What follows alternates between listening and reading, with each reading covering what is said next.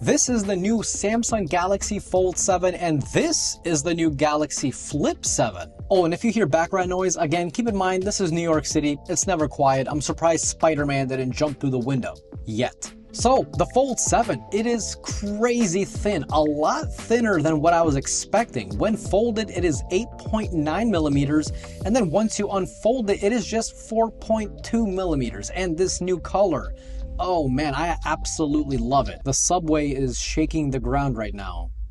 Or is it an earthquake? Just look at the difference between the Fold 6 and the Fold 7. I mean, damn, Samsung really stepped up here. Now, being thin is cool and all, right? But what really shocked me the second I picked it up is the weight. It comes in at just 215 grams, which is insane because the S25 Ultra, a phone that does not fold, is 3 grams heavier at 218 grams. To me, that's a big deal because the Galaxy Z Fold 6 is 239 grams. And not that 239 grams is heavy, of course it's not, but once you feel the lightweightness of the Fold 7 and then you go ahead and touch the Fold 6, the difference is shocking. Oh, and by the way, as always, Samsung is offering insane trade-in deals and pre-order deals for the Flip and Fold 7, so you can save over $1,000, I believe, on the Fold 7. If you guys want, I'll have a link down below as well as all the information you want. Now, the cover display, it's wider. Samsung, you've been listening. I love it. It totals 64.9 millimeters left to right, and it's made from Gorilla Glass Ceramic 2. Now, the phone itself is made from grade 4 titanium, which makes the weight difference pretty obvious. And the rear panel comes with Gorilla Glass Victus 2, so all around great protection. And of course, with both of these phones, the Flip 7 and the Fold 7, you do get 7 years of OS updates, and yes, the Snapdragon 8 Elite made for Galaxy chip is in both of these phones, and it's just an overclocked version of the original Snapdragon 8 Elite, so just a little bit faster. So, what about the cameras? Well, say hello to Ultra, because you have a 200 megapixel wide camera, a 12 megapixel ultra wide camera with autofocus, 10 megapixel cover camera, and a 10 megapixel selfie camera. So yeah, you can truly expect high quality flagship level performance out of the Fold 7. This is something that I love because I love taking photos and videos. It just kind of helps keep the memory alive, and well, I love the Flip 6. I love the Fold 6, but I also have the S25 Ultra, and if I take photos on that and then compare it to photos taken on this, it's like, I shouldn't have done that. But now with the Fold 7, oh boy.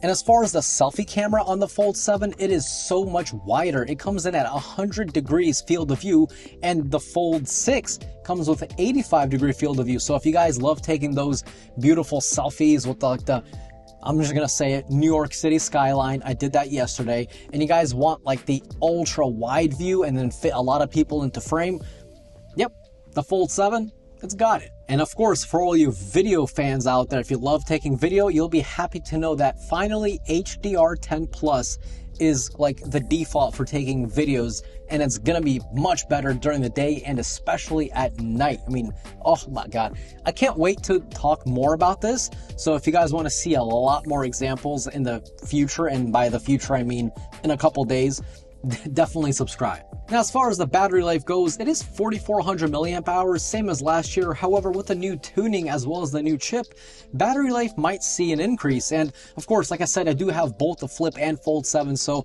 I'll keep you guys updated the more I use it. And like I said, I am in New York, so I am using them quite a lot for GPS because, oh my god, how does anyone like know where anything is around here? It took me 30 minutes to find Walgreens yesterday. What about the main inside display? Well, that too got bigger, coming in at 8 inches, and with One UI 8 based on Android 16, the bigger screen is now more optimized. So, for example, if you're editing a photo using one of Google's tools, such as, you know, the Magic Eraser, or Eraser, I believe it's called, you'll see a side-by-side comparison on the inside display. So you'll see what the original photo looks like, and as well as the new edited photo, all in one frame, so you don't have to keep holding your finger down on the screen to see the difference. You can just see the difference right before your eyes. This will make a lot more sense in my upcoming video, so definitely stay tuned.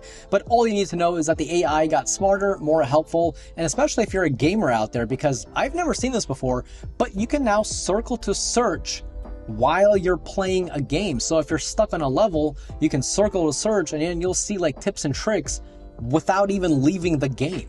I don't think any other phone brand is doing that. So hey, Samsung, good job. I am also working on my Flip 7 video, and for all you Flip fans out there, I think you guys are going to be really impressed because it's crazy. So what do you guys want to know about the Flip and Fold 7? Let me know all your questions down below and I'll answer you in my next video. And if you guys enjoyed today's video, definitely click that like. And if you're new here and you like no BS tech reviews, definitely subscribe. As always, this was Mark from Mark's Tech. Adios.